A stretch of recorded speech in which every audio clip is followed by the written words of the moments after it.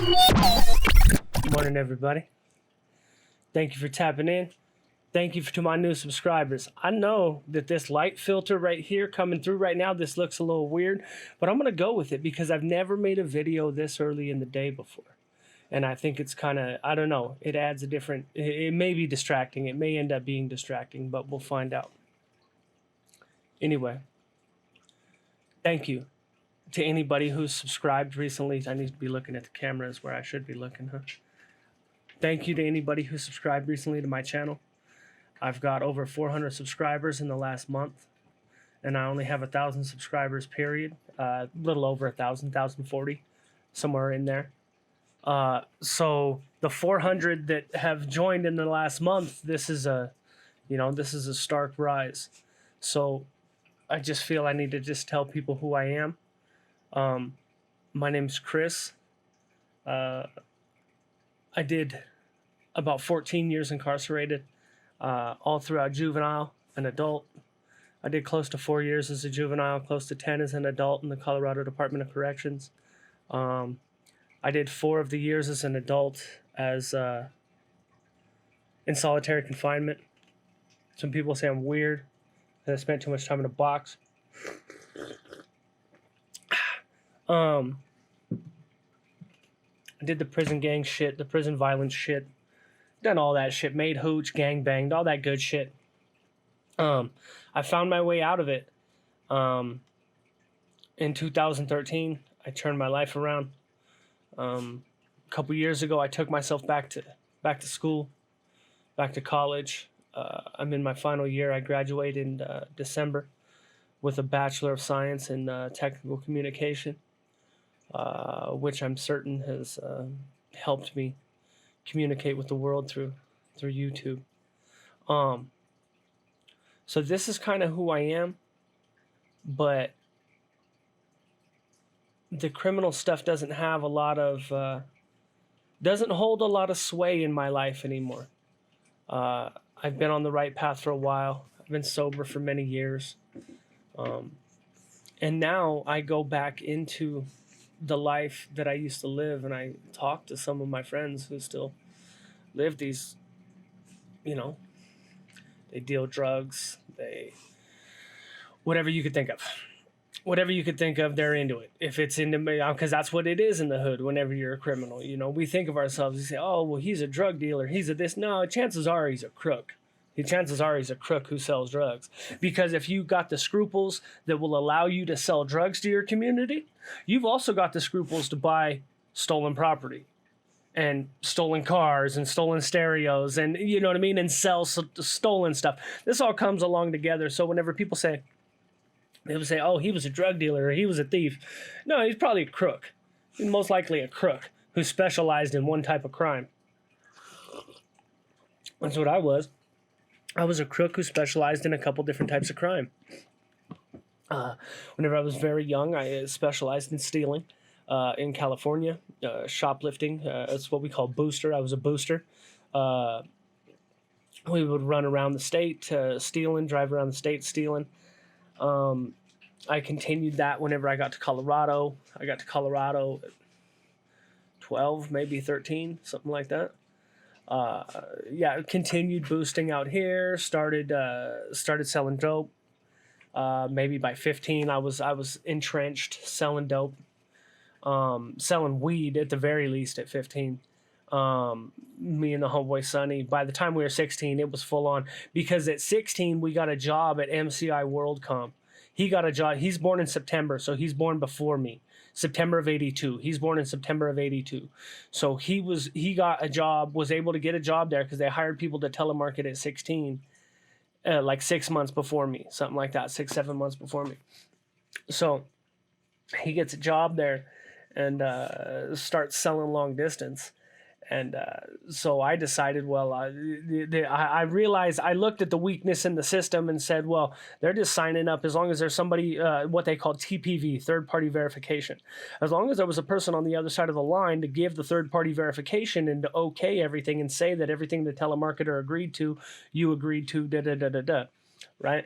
So I said, well, shit, we could just hook up payphones. Payphones call back. Payphones used to call back. You used to be able to You used to be able to get out of there. It's my dog. He's trying to fuck with shit.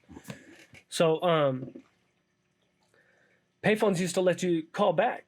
You could just, I could go to the payphone, and the homeboy had a pager, the homie Sonny had a pager. I would just call the number on the pager. He would call. We'd set up the payphone. So we did this for like 6 months. We made a bunch of fucking money, scammed them out of a bunch of money. They ended up catching us. They didn't end up catching us. Well, they caught him. They didn't catch me. They didn't know it was me, but they figured it was me. They figured I had something to do with it.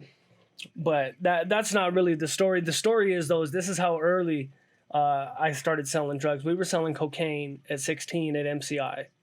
I wasn't even 16 yet. He was 16, had a job there, and I was just running around all day hooking up payphones, and then I would bring cocaine to the spot, and we would sell these people coke. So that's how young you do whatever.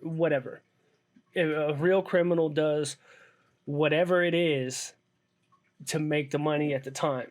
And as you try different things throughout years, you master different skills, right? So drug dealing, thieving, did a decent amount of robbing later on.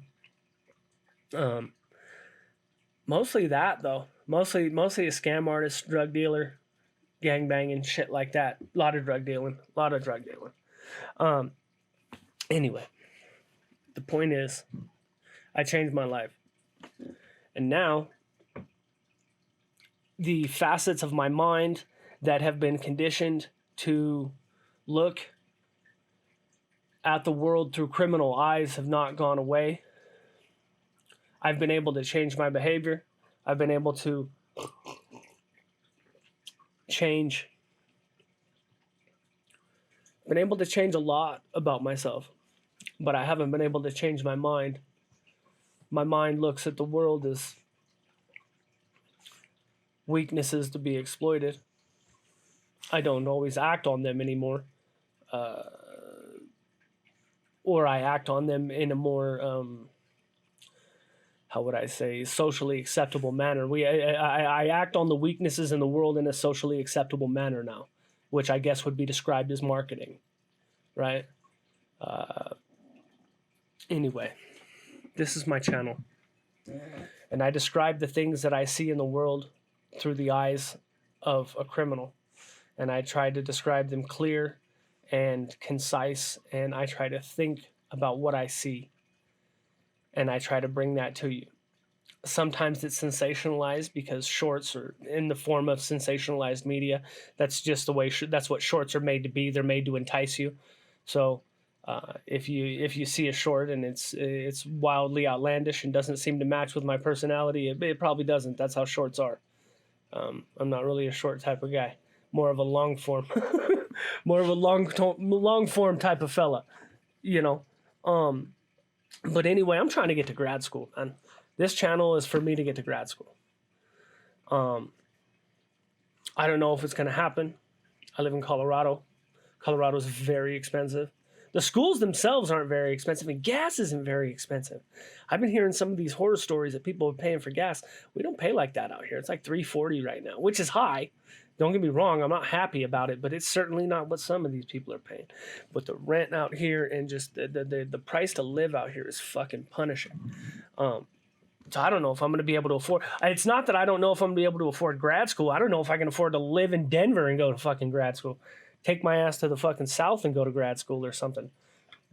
Anyway, that's what this channel is. I'm trying to get to grad school, and I'm going to bring you the world through a criminal's eyes. Through my eyes. And I'm going to try to analyze it and break it down as to why these things happen. And at least my point of view as to why these things happen. So I want to thank everybody. Thank you. If you've been with me for a while, thank you. I appreciate you. There's people who've been with me from the very start whenever I didn't have any followers at all, right? It was just my mom and a couple of my friends and stuff like that. You know, the people you make follow you, you harass and make them follow you, you know. And I've had people that have been around since the start, you know, like Vegas Prison Stories, fucking doing time with Big Weavy, Harvey Talks Prison. A lot of the prison genre, and the prison people really embraced me, you know. A lot of them, Federal Prison Talk, Angie, Prison Talk with Angie, Aussie Prison Stories. All of them really embraced me right away and brought me into the fold and said, yeah, man, this is where you belong.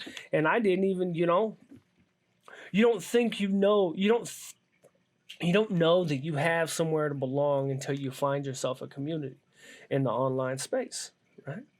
I always looked at that I always looked at it like online dating. Like, no, I'm good. I'd rather just talk to the woman. That's how I always saw it. I didn't see social media necessarily as really being all that social. But I understand now that it is, and YouTube actually is very much is a community. It's a community of people, and it's a community of personalities, and some of them get along with each other and some of them do not. And some people are just here to troll. But